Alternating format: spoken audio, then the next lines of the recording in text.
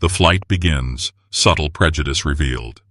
Celeste Morgan had grown used to being the only woman at the table when global technology boards discussed the future of artificial intelligence. The only black face among a sea of polished white executives in designer suits who thought inclusion was a slogan for advertisements and not a practice to live by. The only voice in rooms where billion-dollar deals were being drawn and redrawn, often without a thought to who would be most affected by those decisions. She had learned not to shrink from it. She had learned not to apologize for existing in spaces that generations before her had been locked out of. But still, even with all her strength, there were moments when the quiet walls of prejudice pressed in. They always came in small ways first, subtle enough to be dismissed as accidents, casual enough to be disguised as misunderstandings. This flight would begin with one such accident, though Celeste knew better. Stratus Air Flight 917 stood gleaming at the gate, a white and silver vessel carrying the promise of speed, safety, and luxury. Celeste stepped onto the jet bridge with the calm authority of someone who had boarded countless private jets and commercial first-class cabins. Her navy blue suit was crisp, tailored with precision, hugging her tall, lean frame like it had been stitched with destiny itself. A strand of curly hair brushed her cheek before she tucked it neatly back into the bun that sat high at the back of her neck. In her hand was a simple leather handbag, Hermes, understated yet unmistakably powerful. She wasn't here to impress. She was here to belong, because she had earned every inch of space she occupied. Her destination was Geneva, Switzerland, where a multinational data security conglomerate waited to sign a contract that would bring Morgan Tech, a company she had built from a 2-person startup in her apartment, to the European stage in a way no one had seen before. The deal was historic, not only for its size, but for what it represented. A black woman leading a multi-billion-dollar tech powerhouse into Europe's most prestigious markets. It was a story that would be told in magazines, analyzed in business schools, and whispered in the corridors of competitors who once underestimated her. She boarded with her usual quiet smile, her ticket already scanned, her steps purposeful as she entered the first-class cabin. The air smelled faintly of citrus polish and expensive leather. The overhead bins clicked open as attendants guided passengers to their seats. Every detail screamed exclusivity. Wide seats wrapped in fine Italian leather, champagne glasses waiting with beads of condensation sliding slowly down their crystal walls, and a soft murmur of wealthy travelers exchanging pleasantries about their latest ventures. Celeste placed her bag gently in the overhead compartment and turned to her seat. 1A. The premier position. No one could sit ahead of her. It gave her the kind of view she liked. The whole cabin laid out before her, every movement visible, every interaction captured like a stage she had chosen not to perform on, but to observe from. She lowered herself into the seat and leaned back, her fingers brushing the armrest as she closed her eyes for a moment. This was supposed to be routine. She had flown Stratus Air countless times, always the same meal, always arranged in advance. Lobster bisque to start, a prime steak cooked medium rare, and a glass of Chateau Margaux. It wasn't extravagance to her, it was tradition, a quiet promise to herself that she belonged here as much as anyone else. She pre-ordered every time, not because she feared being left out, but because it was one less battle to fight.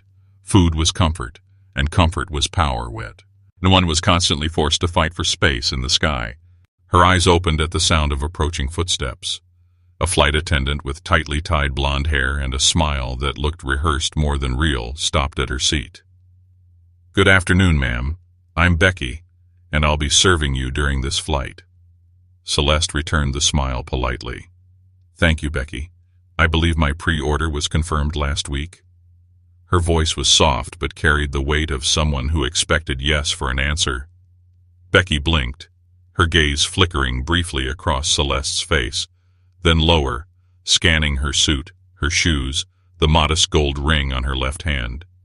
"Yes, of course," she replied quickly, though her tone carried the faintest edge, like a thread pulled too tight. "We'll serve you once we're in the air." Celeste nodded. That will be fine." The attendant left, her smile disappearing the instant she turned away. Celeste saw it, though, in the stiff shoulders, the almost imperceptible sneer at the corner of her lips. She had seen that expression before, in boardrooms where her intelligence was doubted until she spoke, at charity galas where she was mistaken for staff until her name was announced, in airports when she bypassed long lines with priority status and eyes followed her as if she had stolen the privilege. Another attendant, a man named Daniel, moved down the aisle, greeting a group of 3 white businessmen who had just boarded. "Mr. Radcliffe, Mr. Malcolm, Mr. Clayton," he said warmly, his voice carrying genuine excitement. "It's a pleasure to have you on board again. Champagne before takeoff?" Their laughter filled the cabin, rich and carefree. One of them replied, "Why not? This flight already feels promising." Celeste didn't turn her head. She didn't need to. She could hear it all, the way the atmosphere shifted when they walked in. The air seemed to bend toward them, attendants orbiting with eagerness. Meanwhile, her presence was tolerated, acknowledged, but never celebrated. It wasn't about needing their approval. It was about knowing the difference. Minutes passed. The cabin doors closed. The captain welcomed them over the intercom. The plane began its slow, steady push from the gate.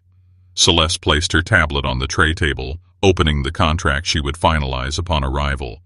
Her fingers tapped lightly against the glass screen, not to scroll, but to steady the rhythm of her thoughts. The merger was almost done. She had fought for it for 2 years, negotiating across continents, refusing to be outmaneuvered by older, established CEOs who dismissed her as ambitious but naive. Geneva would change everything. The plane ascended, the ground falling away until the blue of the sky swallowed them. Soon, the cabin smoothed into silence, save for the occasional clink of glasses as champagne was poured. Becky returned, her smile tight again. She leaned slightly, lowering her voice so only Celeste could hear. "I'm sorry, ma'am. It appears your lobster bisque and steak aren't available today. The kitchen must have overlooked your pre-order. What I can offer instead is this." She placed a tray on the table, a cold sandwich wrapped in plastic, a packet of chips, and a glass of water. Celeste stared at the tray, her face expressionless, though her heart thudded once hard. "Excuse me?" she asked softly. Becky kept her smile fixed. "We had some mix-up. These things happen. But this is still a meal, of course." She gave a small shrug, as if the matter were closed. Celeste lifted her gaze to the woman's eyes.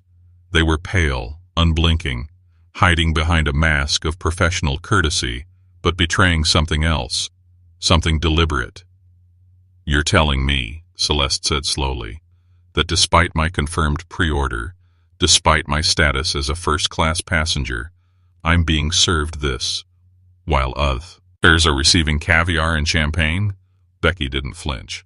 "Mistakes happen. I can assure you there's no discrimination here. If you'd like, you can have another sandwich." The words pressed like cold iron against Celeste's chest. It wasn't about hunger. It wasn't about missing a meal. It was about the message, quiet but sharp. "You don't belong here. You may sit in the seat, but you will not be treated as equal." Celeste exhaled slowly, her fingers brushing the armrest in a calm rhythm. She had choices. She could let it pass, eat the sandwich, focus on the deal ahead. But she had not climbed the ladder of fire and glass ceilings to sit quietly when dismissed. Her voice came even and steady. "Leave it here." Becky blinked, momentarily caught off guard. "Of course." She stepped back, retreating quickly as if escaping the weight of Celeste's gaze. The tray sat before her, untouched. The sandwich remained sealed in its plastic, a symbol of something far heavier than food.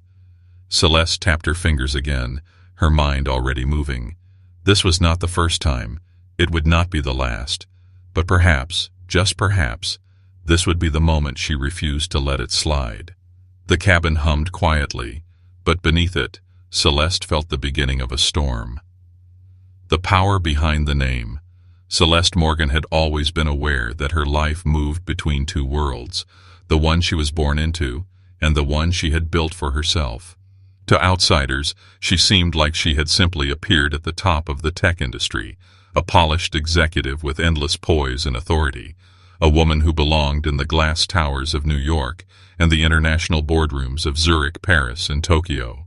But for those who knew her story, for those who had watched her climb, they understood that her presence was not given, it was carved. And every time she sat in a seat like 1A on this flight, she carried the weight of that carving on her shoulders. As the plane steadied above the clouds, she rested her head back against the leather seat. Her eyes closed for a brief moment. Her mind traveled backward, uninvited, to a small apartment in Chicago where she grew up. The wallpaper had been peeling, the heater unreliable in the winters, and the smell of fried chicken from the neighbor's kitchen often seeped through the thin walls. Her mother, Denise Morgan, worked double shifts as a nurse's aide, sometimes coming home with swollen feet, sometimes not coming home at all until the sun had risen.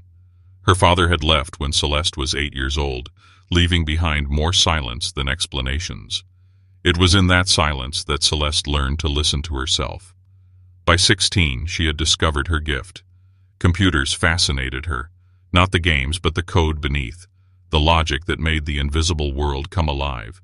She would borrow textbooks from the library, scribble notes until dawn, and build crude programs on second-hand laptops others had thrown away. At 19, she earned a scholarship to MIT, not because anyone had handed it to her, but because she had broken through barriers one exam, one sleepless night, one determined moment at a time. That memory fueled her as she grew older, a reminder that every boardroom sneer, every underestimation, every invisible wall she encountered was nothing compared to the ones she had already broken. And so, sitting now in first class, denied her rightful meal, she didn't just see a sandwich. She saw a symbol of the same dismissal she had faced since she was a girl. The faces had changed, the setting had changed, but the tone was exactly the same. Her eyes opened again, sharp and steady, focusing on the untouched tray before her. She didn't eat. She didn't drink. She only sat in silence, her fingers tapping the armrest in a rhythm that was both calm and deliberate. Across the aisle, laughter bubbled from the three businessmen who had been welcomed so warmly by the male attendant earlier. Their meals arrived promptly. Plates of caviar, steaming entrees, crystal glasses filled to the brim. One of them, a heavy-set man with silver hair, glanced in her direction with mild curiosity, then quickly turned away, as if the sight of her discomfort was an afterthought. The dismissal wasn't cruel. It was worse. It was indifferent. Becky returned not long after, leaning slightly toward Celeste once more. "Would you like me to bring you another sandwich, ma'am? Or perhaps some crackers?" Celeste's gaze rose slowly to meet hers. She spoke with calm precision. "No. I will wait." "For what, ma'am?" Becky asked, tilting her head with faux sweetness. "For the meal I ordered." Becky gave a short laugh, polite but sharp at the edges. "I'm afraid that won't be possible." Celeste held her eyes, unblinking. "Then make it possible." The silence between them stretched. Passengers nearby had begun to sense the tension, though none dared to comment. Becky straightened her posture, her smile fading slightly. "I'll see what I can do," she muttered before turning away. Celeste exhaled slowly, her composure intact. This was no longer about food. This was about testing her resolve, testing whether she would accept less than what she deserved in a space that promised more. She had spent her entire life refusing less, and she wasn't about to stop now. Memories of the climb.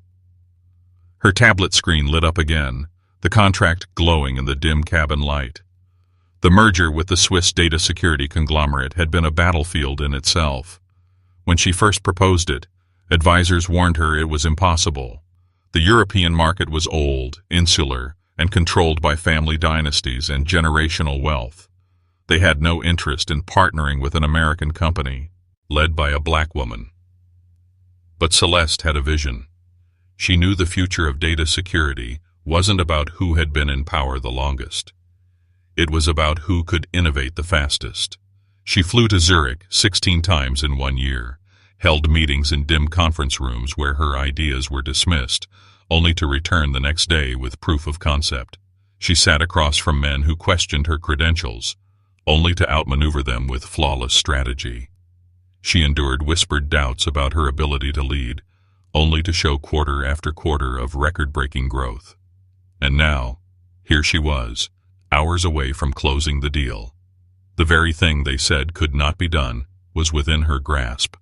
But even in victory, the world found ways to remind her of its resistance. The escalation. A soft voice interrupted her thoughts. "Excuse me," said a man seated behind her. She turned slightly to see him, a middle-aged gentleman with salt and pepper hair and kind eyes. "I couldn't help but notice they didn't serve you properly." Celeste studied him briefly. His tone carried no judgment, only quiet concern. "You noticed correctly," she replied evenly. He nodded, leaning forward slightly. "I've flown this airline for years. I've never seen something like that happen with a first-class pre-order. Not once. They're very strict about honoring those." Her lips curved into the faintest of smiles. "Then you understand why I find it difficult to believe it's an accident."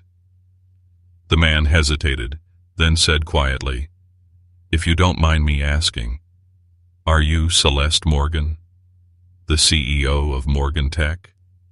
She inclined her head slightly. "I am." His eyes widened. "I thought so. I've read about your work. You're remarkable." She gave a polite nod, though her expression remained composed. "Thank you, but apparently remarkable isn't enough to earn a meal." He looked down briefly, embarrassed for the airline, before whispering, "If you ever need a witness, I'll gladly tell anyone what I saw." Celeste studied him for a moment. Then she gave a small, genuine smile. "I appreciate that." As he leaned back in his seat, she turned forward again, her resolve hardening. She would not let this go. Moments later, Becky returned with another tray. This time the tray carried a slightly warmer sandwich, still wrapped, and a glass of lukewarm, sparkling water. "Here you go, ma'am," Becky said, forcing a smile. "This is the best we can do at the moment." Celeste's eyes flickered downward at the tray, then upward again, her gaze steady. She did not touch it. "Is this what you serve to all of your first-class passengers when their orders are misplaced?" she asked. Becky's smile faltered. "Well, no, but—" "Then why me?" Celeste interrupted, her tone calm but sharp as steel. Becky's lips pressed into a thin line. "I assure you, there's nothing personal here." Celeste leaned forward slightly, her voice barely above a whisper but carrying the weight of command. "Everything is personal when dignity is at stake." Becky froze for a fraction of a second before retreating again, her cheeks flushed. A silent decision. The cabin lights dimmed as the flight attendants prepared for the dinner service. Plates clattered softly, glasses chimed, and the smell of roasted meats and fine sauces filled the air. Celeste sat in silence, the untouched sandwich still before her. The man behind her glanced occasionally, his face tight with sympathy. Others pretended not to notice, but their silence was loud enough. Celeste's fingers brushed across her tablet, but this time she wasn't reviewing contracts. She was drafting an email. An email to Stratus Air's executive board. Every word was precise, every sentence carrying the authority of someone who could move markets. She didn't write it in anger. She wrote it in clarity. She wasn't just documenting an incident. She was laying the foundation for accountability. As she typed, she felt the storm inside her crystallize into something cold, sharp, and unstoppable. The humiliation they thought would fade into silence would instead echo louder than they could imagine. She set the tablet aside, her eyes drifting to the window. The clouds rolled endlessly beneath them, glowing faintly under the moonlight. The world was vast, but prejudice was small. And yet, small things had the power to change the course of everything, the breaking point. The hum of the engines filled the cabin like a low, steady heartbeat, but beneath the polished calm of Stratus Air Flight 917, something darker pulsed. To most of the first-class passengers, this was just another journey, a chance to sip vintage champagne, scroll through market updates, and drift off in silk-lined comfort. But for Celeste Morgan, the air had thickened. Every glance from the crew, every tray placed delicately in front of her neighbors, while her own sat with its pitiful sandwich, was a reminder of a battle she had never stopped fighting. The sandwich was still untouched, its plastic wrap gleaming beneath the soft cabin lights.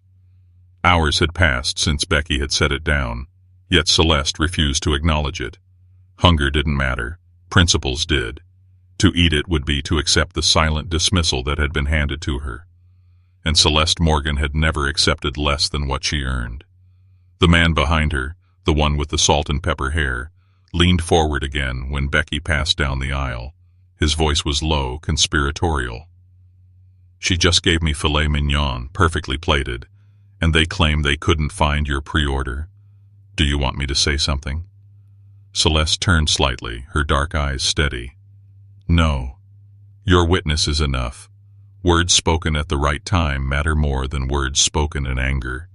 He nodded respectfully. Understood. Celeste returned her gaze forward, calm once again. She had long ago learned to master stillness. The world expected her to react, to flare up, to fit the caricature of anger they were waiting to pin on her. Instead, she weaponized silence, letting others reveal their own cruelty before she struck with precision.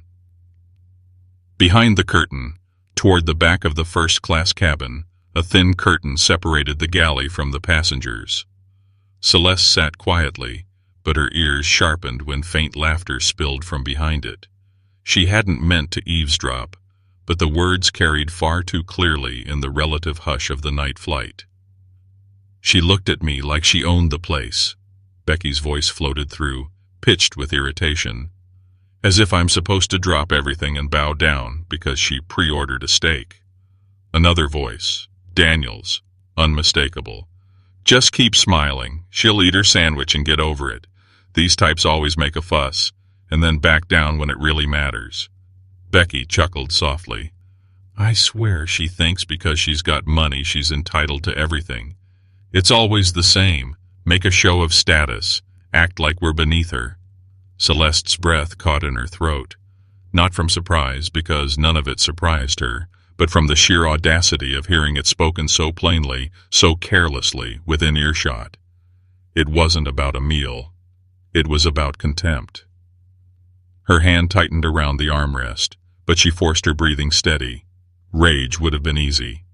But clarity was power. The sympathetic man leaned forward again, whispering almost urgently, "They're talking about you." Celeste gave a single nod. "I know." He hesitated, then asked, "Do you want me to record this?" "I have my phone." Her lips curved into the faintest smile. "Patience. The truth reveals itself more clearly when you give it room." Flashbacks of fire, as she sat in silence. Another memory surfaced, unbidden. Years ago, when Morgan Tech was still in its infancy, she had traveled to Silicon Valley to pitch her company to a room full of investors. She had worn her best second-hand suit, her nerves sharpened into determination. The room was filled with men who had built their fortunes on ideas half as strong as hers. Yet when she stood to speak, one of them leaned back, smirking, and whispered loudly enough for others to hear, "She looks more like she should be serving coffee than pitching tech." The laughter had been quiet, restrained, but it cut like glass. She had stood there, every part of her wanting to storm out. But she didn't. She presented her idea with precision. And when one investor later asked why they should trust her with millions, she answered calmly, "Because I'm the only one in this room who can see the world not as it is, but as it will be, and when it changes, I'll already be there." They had laughed less then. A month later, she closed her first major funding round. Now, on this plane, she felt the same steady fire building. History had a way of repeating itself, but so did her refusal to bend. The whispering crowd. Hours passed, and the atmosphere in the cabin shifted again. The businessmen across the aisle grew louder, their voices filling the air with jokes and toasts. One of them, Mr. Radcliffe, leaned back in his seat and said just loud enough, "Quite a shame when some people don't understand that luxury is about more than just buying a ticket. It's about culture." The others laughed, raising their glasses. It wasn't subtle. It wasn't even clever. It was meant to sting. Celeste's jaw tightened, but she remained still. Their words didn't deserve her anger. They deserved her victory. The man behind her, the witness, whose name she learned was Michael, shifted uncomfortably. "They're baiting you," he whispered. Celeste smiled faintly. "Let them. They're writing their own confession." Michael shook his head in quiet admiration. "You're extraordinary." But Celeste didn't feel extraordinary in that moment. She felt tired of the weight of constantly carrying grace in the face of dismissal, tired of knowing that her silence was mistaken for weakness, tired of being told to accept what others would never be asked to swallow. Yet beneath that exhaustion, her resolve only hardened. The final straw. It was midnight in the cabin when Becky returned once more, her smile sharper now, as if emboldened by the hours that had passed without incident. "Would you like some dessert, ma'am? Perhaps an ice cream bar?" Celeste glanced at the cart. Tables lined with delicate pastries, slices of chocolate mousse cake, and champagne-soaked fruit. The other passengers were being served silver platters. And yet, Becky held out a single wrapped ice cream bar, the kind often reserved for economy passengers. Celeste raised her eyes slowly. "This is what you're offering me?" Becky tilted her head, feigning innocence. "It's quite popular." The silence between them thickened, heavy enough that even the businessmen across the aisle glanced over now, curious. Celeste's voice came low, calm, and deliberate. "No, that will not be necessary." Becky hesitated, then gave a tight smile and moved on. But something in the air shifted. A few passengers had seen it now. Michael leaned closer, whispering, "They're not even trying to hide it anymore." Celeste exhaled. Good. The world rarely changes in the shadows. A quiet resolve. The rest of the flight passed in tense silence for her. She didn't close her eyes. She didn't eat. She sat upright, her hands folded neatly, her mind sharpening every thought into a blade. She knew what she would do. Not in anger, but in justice. She pictured the landing in Geneva, the waiting reporters, the delegation from the Swiss conglomerate, the Stratus Air officials who often greeted first-class passengers disembarking. She saw the confrontation unfold, not in secret emails, not in quiet complaints, but in the clear light of accountability. This was no longer about her. It was about the next black woman who would sit in seat 1A, and the one after that, and the one after that. She would not let the insult end with her. She would turn it into a beginning. The landing showdown. The captain's voice broke through the cabin with calm authority, announcing the descent into Geneva. Outside the window, the first hints of dawn painted the horizon in strokes of pale gold and lavender. The city waited below, glittering in quiet anticipation, its lakeside lights reflecting like stars trapped in water. For most passengers, it was another landing in another city. For Celeste Morgan, it was the threshold of a moment that would define far more than a journey. She adjusted the cuffs of her navy blue suit, her every movement precise, deliberate. While others stretched lazily in their leather seats, she sat tall, her presence still as stone but alive with intent. The untouched sandwich still lay sealed on its tray, a silent witness to the night's insults. It was not a meal. It was evidence. Michael, seated behind her, leaned forward slightly, his voice hushed. "We're almost there. Are you going to—" Celeste turned her head just enough to meet his eyes. They carried concern, even admiration, but she could see the question trembling beneath. Would she stay silent? Would she let this moment pass into the fog of unfortunate misunderstandings? Her reply came quiet but steady as steel. I'm going to do what I've always done. Hold the mirror up. Michael nodded slowly, his throat tightening with anticipation. The descent into silence. As the plane descended, the cabin crew moved briskly, buckling compartments, checking seatbelts, ensuring every detail was perfect for arrival. But when Becky passed Celeste's row, her gaze slipped quickly aside, her forced smile thinner than paper. Celeste said nothing. She didn't need to. Not yet. The wheels touched down with a low roar, rubber kissing asphalt. A shudder passed through the fuselage before it steadied into a glide. Passengers clapped softly, some murmuring gratitude for the safe landing. The businessmen across the aisle stretched with satisfied grins, already talking about their next meetings. To them, the world spun on as always. But Celeste's world had sharpened into a point. This was the moment. As the plane taxied toward the terminal, she reached for her handbag and withdrew her tablet. Her draft email sat open, the words already polished like weapons, detailed, professional, undeniable. But she wouldn't send it yet. Words on a screen could be ignored, buried, or spun into corporate jargon. Words spoken aloud, on record, in front of witnesses, could not. The request. The seatbelt sign dimmed with a soft chime. Passengers rose, reaching for bags, stretching, preparing to disembark. But Celeste remained seated, her hands folded neatly in her lap.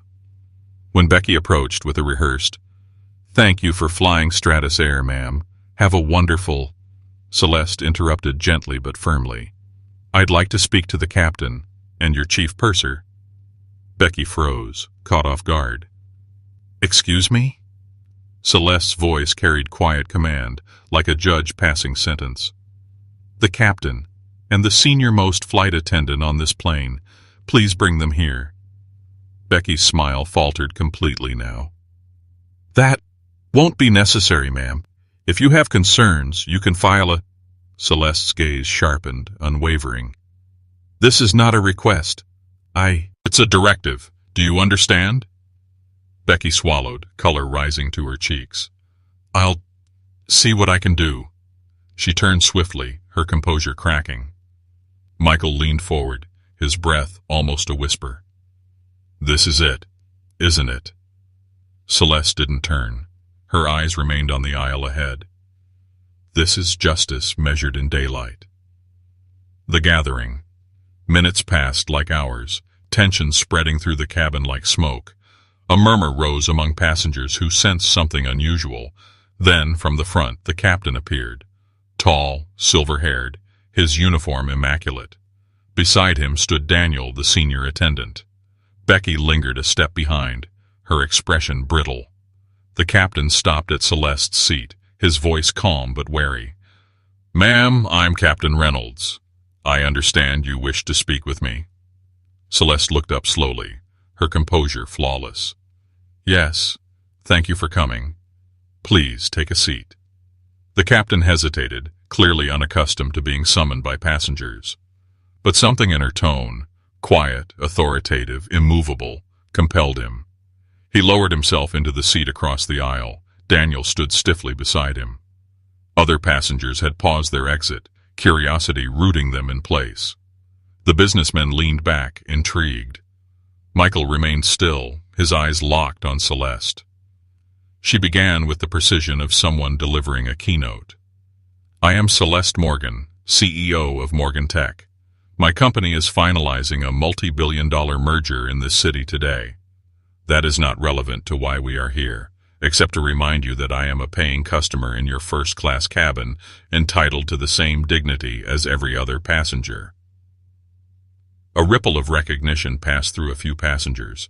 The name Morgan Tech carried weight. Celeste continued, her tone calm but cutting. "I pre-ordered a meal 1 week ago, lobster bisque and steak. A simple request, confirmed by your airline. Instead, I was denied that meal, handed a plastic-wrapped sandwich, and told that was the best you could do. Meanwhile, every other first-class passenger received their orders without issue." Becky shifted uneasily, her lips pressing tight. Daniel's jaw clenched. Celeste's eyes didn't move from the captain. I asked once if this was what you offer all your first-class passengers when their pre-orders are misplaced. I was told no, which leaves only one conclusion. I was singled out, not by accident, not by oversight, but by choice. The silence in the cabin deepened. Even the businessmen had sobered, their smirks fading. Witnesses speak. The captain opened his mouth, but before he could reply, Michael leaned forward. His voice was steady, strong. I can confirm everything she said. I watched it all. I also overheard the crew mocking her in the galley. They spoke about her entitlement. They dismissed her dignity. I'll testify to that anywhere. Gasps and murmurs rippled through the cabin. Another passenger, a woman in her 50s, added hesitantly, I heard it too. They weren't subtle. Celeste inclined her head slightly toward them, gratitude in her eyes, though her expression remained controlled. Thank you. The truth rarely needs embellishment. It only needs courage to be spoken. The captain's strain, Captain Reynolds' composure cracked, a bead of sweat forming at his temple. Ms. Morgan, I assure you, Stratus Air does not condone discrimination in any form. If there has been a mistake. Celeste's voice cut cleanly through his words. This was not a mistake. This was a humiliation disguised as procedure, and now it will be accountability disguised as justice. The captain's mouth opened, then closed. Duh. He had no reply. The final words. Celeste rose from her seat slowly, towering with quiet grace. Every eye in the cabin followed her. She adjusted her suit jacket, her voice low but resonant. When I leave this plane, I will not simply walk into Geneva as a passenger. I will walk into it as a woman who was denied dignity in the one space that claims to sell it above all else. I will walk into it with witnesses, with truth, and with influence. And Stratus Air will answer for this. Not tomorrow, not in some buried report, but today. She leaned slightly closer to the captain, her eyes piercing his. And if you believe for one moment that my voice will be silenced by apology or excuses, you have gravely underestimated who I am. She stepped back, her words hanging in the air like thunder before the strike. The captain nodded stiffly, his face pale. Daniel avoided her eyes. Becky looked as though she had been stripped of every shield she'd hidden behind. The exit. The cabin door opened. Light from the jet bridge spilled inside, cool and sharp. One by one, passengers disembarked, but not before casting glances back at Celeste. Some respectful, some uneasy, all aware that they had witnessed something far greater than a customer complaint. Celeste waited until the end, her movements unhurried. Michael walked behind her, silent but steady, her unwitting ally in truth. As she stepped onto the jet bridge, she could already see a delegation waiting ahead. Swiss executives, media photographers, airport officials. Geneva was awake, and Celeste Morgan was ready to wake the world with her. The consequences that changed everything. The air inside Geneva International Airport was crisp, buzzing with the energy of dawn travelers and the quiet shuffle of wealth and power that passed daily through its glass corridors. But on this morning, the atmosphere at Gate C12 carried a charge unlike any other.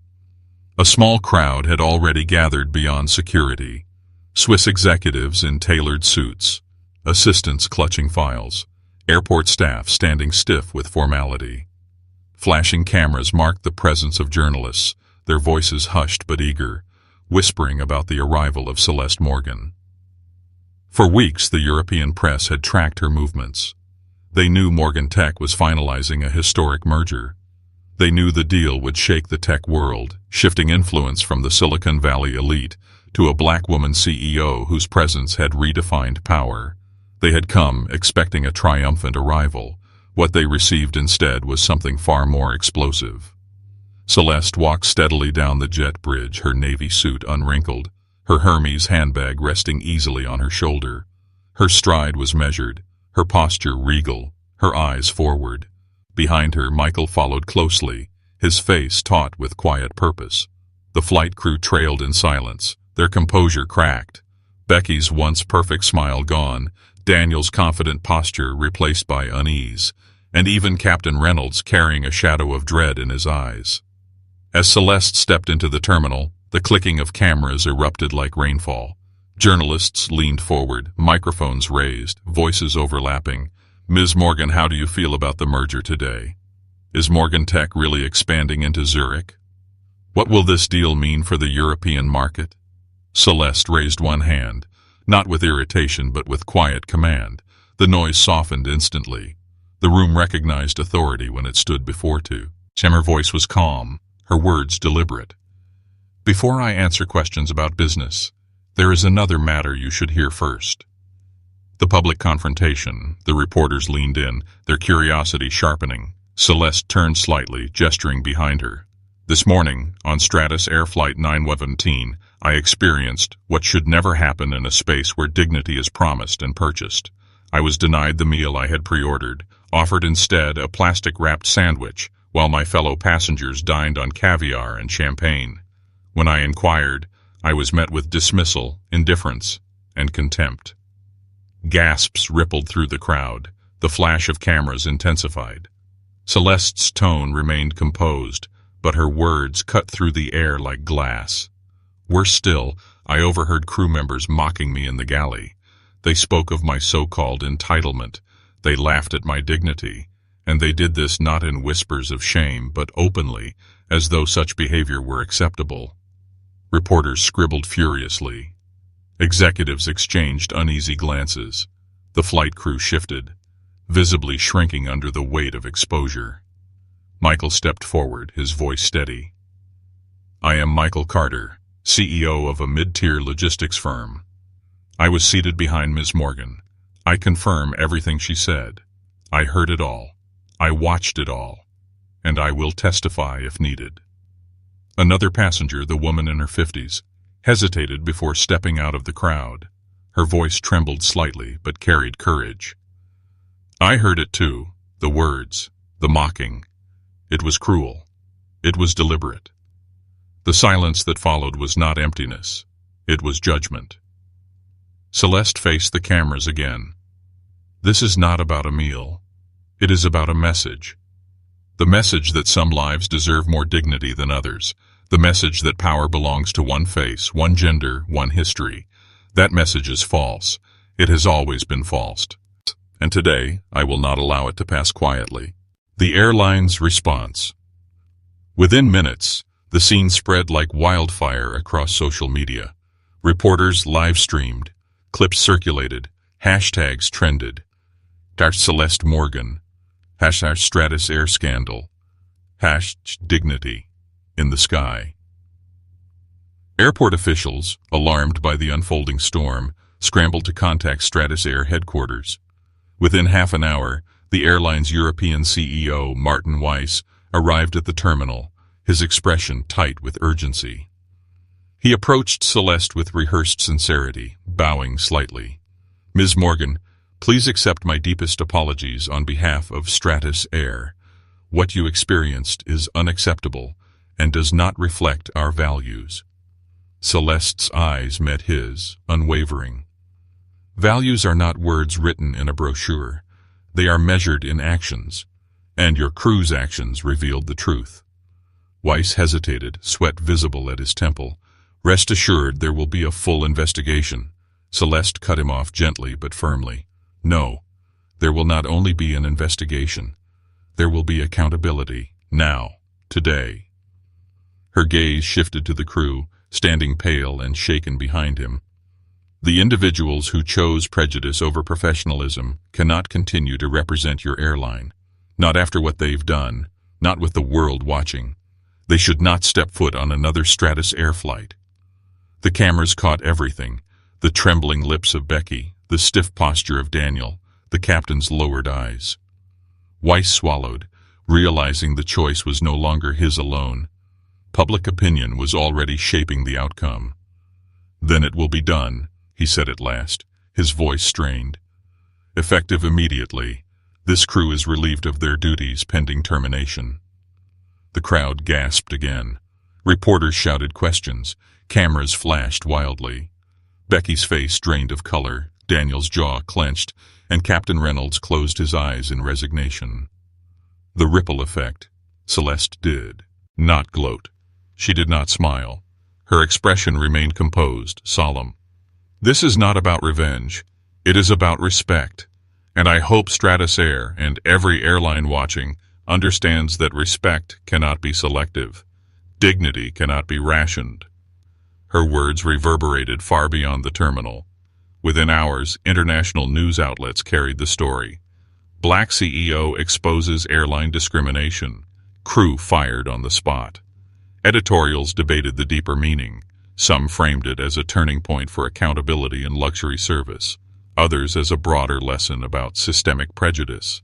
Social media exploded. Hashtags trended globally. People who had long carried silent stories of humiliation in travel began sharing them online. What began as one denied meal ignited a conversation far larger than Stratus Air could contain. By the afternoon, the airline announced sweeping reforms, mandatory diversity training, stricter accountability for crew behavior, and a direct line for first-class complaints to be handled at the executive level. Competitor airlines followed quickly, issuing statements of solidarity and promising reforms of their own. The business victory. Later that day, Celeste entered the marble halls of Zurich's Grand Conference Center for her merger signing. The Swiss executives greeted her not just as a business partner, but as a figure who had captured the world's attention overnight.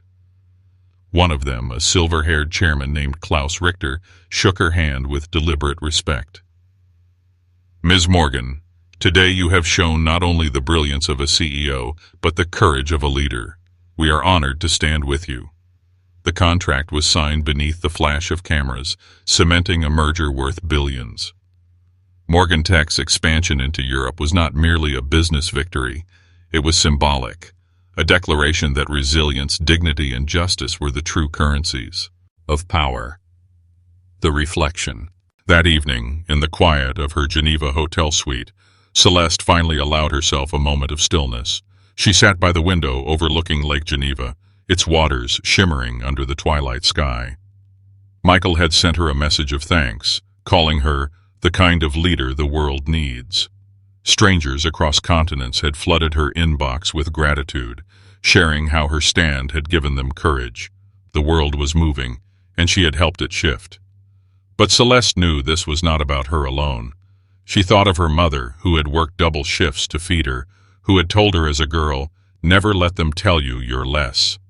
She thought of the young black girls who might one day sit in seat 1A, who might hold their heads higher because they knew someone had fought before them. Her reflection in the window showed a woman tired but unbroken, a woman who had turned humiliation into history. She whispered softly, not for anyone else, but for herself. Dignity is never optional.